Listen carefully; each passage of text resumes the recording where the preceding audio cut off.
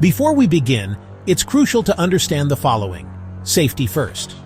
Modifying your motorcycle can affect its safety and handling. Improper modifications can lead to accidents and injuries. Legality. Ensure any modifications comply with local laws and regulations regarding vehicle emissions and noise levels. Warranty modifications may void your motorcycle's warranty. Expertise. Some modifications require significant mechanical knowledge and should only be performed by qualified professionals. This script provides general ideas and is not a step-by-step guide. The specific modifications suitable for your motorcycle depend on its make, model, year, and current condition. Always consult your owner's manual and a trusted mechanic before undertaking any modifications. Alright, let's talk about getting more oomph out of your ride. Who doesn't want a little extra thrill when they twist that throttle? But remember, we need to be smart and safe about this. The key to more power is generally about helping the engine breathe better, getting more air and fuel in, and letting the exhaust gases out more efficiently. Here are some common areas we can look at. First up, the air intake. Think of it as the engine's lungs. A restrictive stock air filter and airbox can limit how much air gets into the engine. Idea 1.1, high-flow air filter. Swapping the stock paper filter for a high-flow, less restrictive filter like cotton or foam can allow the engine to inhale more air. This is often a relatively simple and cost-effective first step.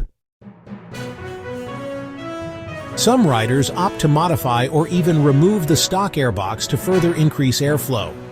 This often requires rejetting the carburetor on older bikes or remapping the electronic control unit, or ECU, on modern fuel-injected bikes to compensate for the increased air. Be cautious, as this can also increase intake noise and might affect filtration if not done correctly. Next, let's talk about the exhaust system. This is how the engine exhales. A less restrictive aftermarket exhaust can help the engine expel gases more easily, leading to potential power gains. Replacing just the stock muffler with a performance slip-on can improve exhaust flow and often reduces weight. Power gains might be modest, but can be noticeable, especially in the mid-range. It also changes the exhaust note. A full exhaust system replaces the entire exhaust from the engine to the tailpipe, including the headers. This offers the most potential for power gains as it optimizes the entire exhaust flow. However, it's usually more expensive and often requires ECU tuning. Now, if we're getting more air in and out, we also need to make sure the engine is getting the right amount of fuel. When you increase airflow, like with a high-flow filter or airbox mods, you might need to adjust the jets in your carburetor to provide the correct fuel-to-air mixture. Running lean, meaning not enough fuel, can damage the engine, while running rich, which is too much fuel, can reduce performance. Modern bikes with fuel injection have an ECU that controls the fuel delivery.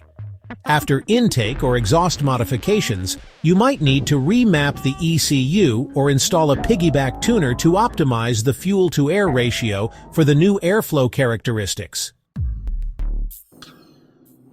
For more significant power gains, we can delve into the engine itself, but this is where things get more complex and expensive. Upgrading to camshafts with a more aggressive profile can alter the engine's valve timing, allowing for more air and fuel to enter and exit the cylinders. This usually requires professional installation and tuning. High compression pistons.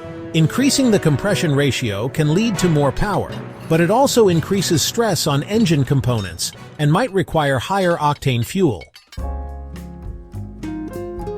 Cylinder head porting and polishing.